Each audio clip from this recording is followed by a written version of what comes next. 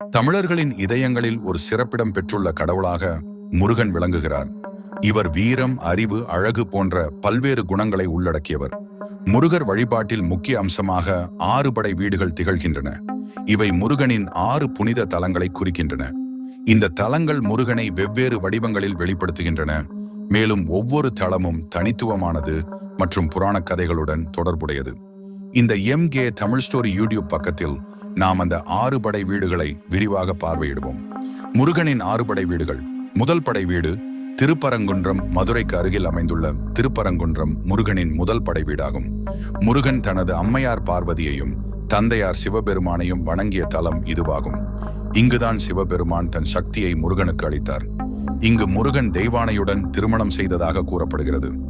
இதனால் திருப்பரங்குன்றம் திருமண வரங்களுக்கு பிரபலமானது. இரண்டாம் படை வீடு திருச்செந்தூர், தூத்துக்குடி மாவட்டத்தில் அமைந்துள்ள திருச்செந்தூர் முருகனின் 2ஆம் படை வீடாகும். இங்கு முருகன் சூரபத்மனை வதம் செய்ததாக நம்பப்படுகிறது.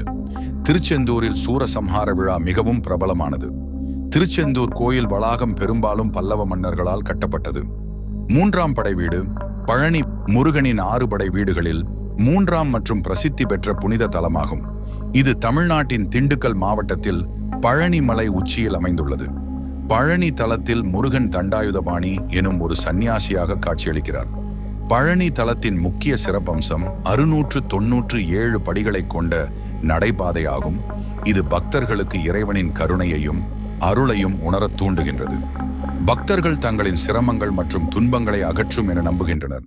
திருப்பணி விழா, தைப்பூசம் மற்றும் கந்த சஷ்டி போன்ற முக்கிய திருவிழாக்களில் ஆயிரக்கணக்கான பக்தர்கள் இங்கு கூடுகின்றனர். 4ஆம் படை வீடு சுவாமிமலை முருகனின் 6 படை வீடுகளில் 4ஆம் புனித தலமாகும். இது தமிழ்நாட்டின் தஞ்சாவூர் மாவட்டத்தில் கும்பகோணம் அருகில் உள்ள ஒரு பிரசித்திகரமான ஆலயமாகும். சுவாமிமலை என்பது மலை மீது உள்ள கடவுள் என்று பொருள்படும். இந்த தலம் மிகவும் முக்கியமானது. இதுவே முருகன் தனது தந்தையான சிவபெருமானுக்கு பிரணவ மந்திரத்தின் அர்த்தத்தை கற்றுத்தந்ததாக புராணங்கள் கூறுகின்றன. இங்கு முருகன் சுவாமிநாதர் என்று அழைக்கப்பட்டார். சுவாமிமலை ஆலயம் தனது 6 அடுக்குகளை கொண்டு பார்வையாளர்களை கவர்கின்றது.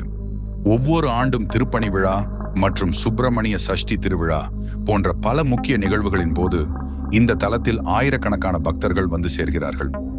5வது படை வீடு திருத்தாணி திருவள்ளூர் மாவட்டத்தில் அமைந்துள்ள திருத்தணி முருகனின் 5ஆம் படை வீடாகும். இங்கு முருகன் வேடன் குலத்தில் பிறந்த வள்ளியை மணந்ததாக புராணங்கள் கூறுகின்றன. தன்னை சூழ்ந்த பக்தர்களுக்கு முருகன் நல்வாழ்வு, மன அமைதி வழங்கும் தலமாக இது விளக்குகின்றது. 6வது படை வீடு பழமுதிர்ச்சோலை முருகனின் 6 படை வீடுகளில் 6வது புனித தலமாகும். இது தமிழ்நாட்டின் மதுரை நகரின் வடமேற்கில் உள்ள அழகிய மலைவாழ்வு பகுதியான அழகர் மலைக்கு அருகில் அமைந்துள்ளது.